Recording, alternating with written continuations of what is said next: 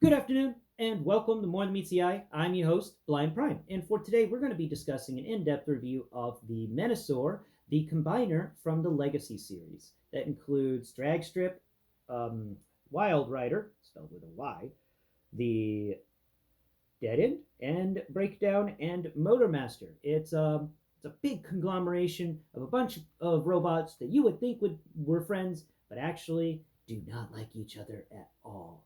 The worst part is Motormaster is a total overpowering Karen of a boss, and everybody else hates it. And then he gets control of everything, and it just Menasaur's got a lot of interior problems.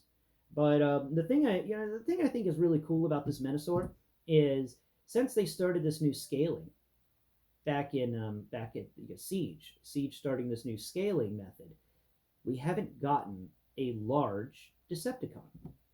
We haven't gotten a large Decepticon. There are no large Decepticons, and I am excited to have a large Decepticon. We just got that Star Saber and we got Jetfire, and those are really cool. But there's nobody for them to fight.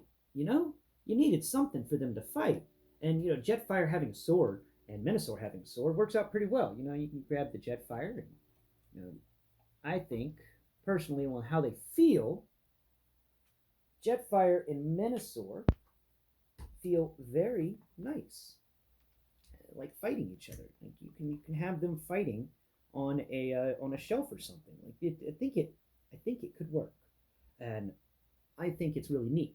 I'm very happy with this Menasaur, and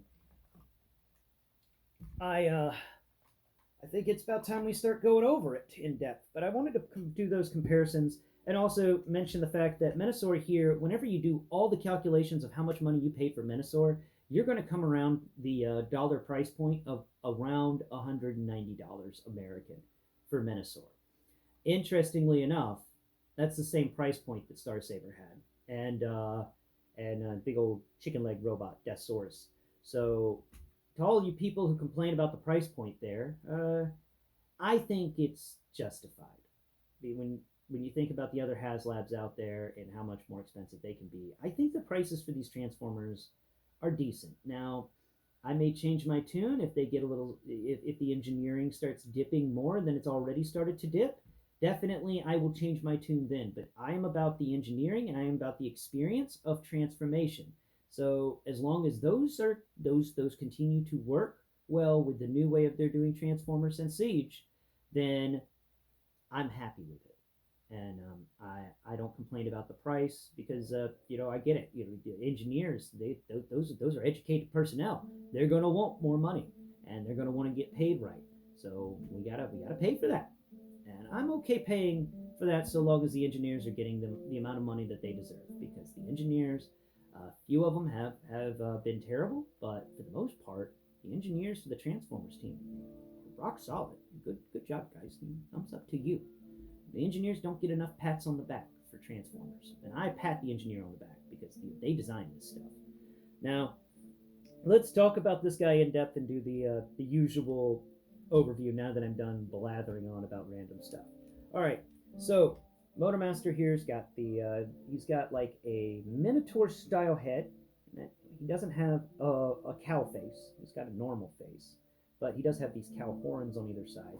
It's like he's wearing some sort of helmet that's got horns on it. But unlike a uh, barbarian helmet that the horns kind of stick off to the side and go up, these go up in the middle. It's pretty cool. You look left and you look right. Um, there's that's some good that head's got articulation in that regard, but it doesn't really look down, and it can look up because of the transformation stuff, but looking down is not possible. He's going to have to bend over to look down at the cliff jumper. What is that I see? Is that a tiny Autobot? Ooh, so tiny. I will step upon you. You shall experience the wrath of my giant foot, cliff jumper. Boom. Boom. Cliff jumper get footed. Yes. Oh, and he actually holds that position pretty good. You can have him stomp the cliff jumper, and it still holds the position. Okay, that surprised me.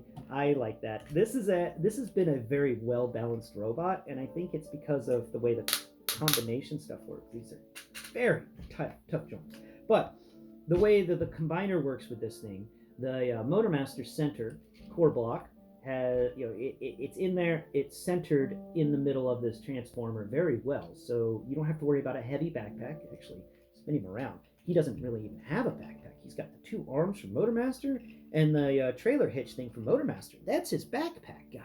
That's his backpack. Let's look at Jetfire. I'm not going to pull out Jetfire again. Let's just imagine Jetfire's backpack. We can flip him up. We're not picking him up again. Jetfire, you've fallen too many times. Yeah, just pick him up real quick. Look at that backpack. Look at that. Look at it. It stretches over his head. Like, are you going on a 7-day hike, Jetfire? But Menasaur's got it made. Menasaur's got this backpack that's clean. It's nice. It's wonderful. I love it. I absolutely do. I love it whenever a Transformer doesn't have a massive freaking backpack. Now, siege port wise on this guy, you're going to get, let's see, you're going to get 1, 2, 3, 4, because of those, 5, 6, counting his hands. On his back, we're going to get none. Well, actually, we're going to get 1, so 7. If you undo the hands for Motormaster, like if you pull his little hands out, you can get 8 and 9 if you want to pull that method. Don't want to slide that leg out. Let's see, what else? Any up here? Any up here? No, there's none up there around that area. There's none there. On the legs, he's got a... no, don't slide your leg out. Thank you. No, not that many times. Thank you. Let's see. There's not really many ports on the front of his legs or on the sides of his legs, which honestly I think is a missed opportunity. They could have given us some portage going down, and there's no ports on the visible... Wait, no, we get 2 ports on this back leg, but the spoiler takes up the other 2 ports. So we're at 7, and then 8 and 9, and then 10 and 11, but 10 and 11 are filled, and then he's got none under his feet. He doesn't have that many ports for a giant creature, but he definitely has more siege ports than Jetfire, so there's a bonus right there. Articulation wise, the elbows pull a 90. Actually, yeah, just a 90, but they are very nice, and there's even a bicep swivel. Like, what in the world is going on here? You got a bicep swivel? And I appreciate this combiner. Look what I'm doing. I'm moving this arm around all over the place, and I'm not worrying about a piece of the combiner falling off. I'm not worried about that. I don't, for a second, I will never worry about this guy's this guy's combiner pieces falling off, like with Combiner Wars Devastator. I don't ever move the Devastator. I don't mess with Devastator. Actually, I don't even have him transformed right now because he's constantly falling apart on me. It's not a really great figure, and I'm hoping they redo the Devastator. The arms also can pull up the shoulder at about a 75 on each side. I think that's like, wow. They can also spin 180 degrees. And then you also have the waist swivel, which isn't ratcheted, thank you. And then you have sideways for the legs, which is ratcheted. The knees are ratcheted. And the feet have ratcheted tilt. And they have other things, they don't really do much more. That is all of his articulation. It's not bad, okay? For a guy this size, I'm happy with it, especially, knowing the history of Transformers and the terrible articulation we've gotten in the past with a lot of things. It's good to see articulation here.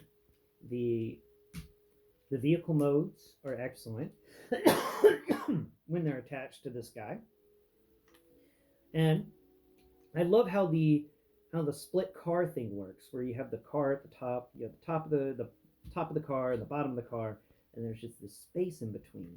I love that. I just think it's so cool, and it feels so nice. It's really fun, and and the fact that the little wheels for the trailer are on the underside of his wrist. It's just, this guy he's a lot of fun. He's got textures everywhere. I like the fact that the undercar texture's going on here at the legs, where it's just If you don't own the Menasaur, I highly recommend that you do. This character gets a full 10 out of 10, in my opinion. This is an amazing combiner compared to all the other combiners that I've owned that I'm too scared to mess with because they're constantly falling apart on me.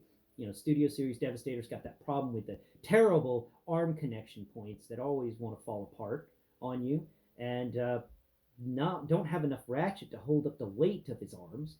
This guy's got everything. He's perfect. This is such an amazing combiner, and I really, really do hope that Hasbro continues to do something similar like this, in the future. This was a good combiner. It cut some corners, I agree, but it needed to cut those corners to get what we got. And what did we get? We got, in my opinion, the best combiner Hasbro has ever given us. Thank you for watching, and please tune into my channel next Prime. I may do a video on Sunday talking more about my own personal thoughts and feelings about things. Special blind prime talks. Man, my tongue is just not having it today. And then on Monday, we're going to be covering the Crimson Guard from G.I. Joe Classified series. I got Crimson Guard, so if you want to see that, then please tune in on Monday for the Crimson Guard episode from G.I. Joe Classified series. And after that, I don't know what Transformer I'm going to cover. I meant to cover Menasaur next week, but I was excited, so I covered it this week. Alright, well, thanks for watching, and tune in next Friday. Bye-bye for now.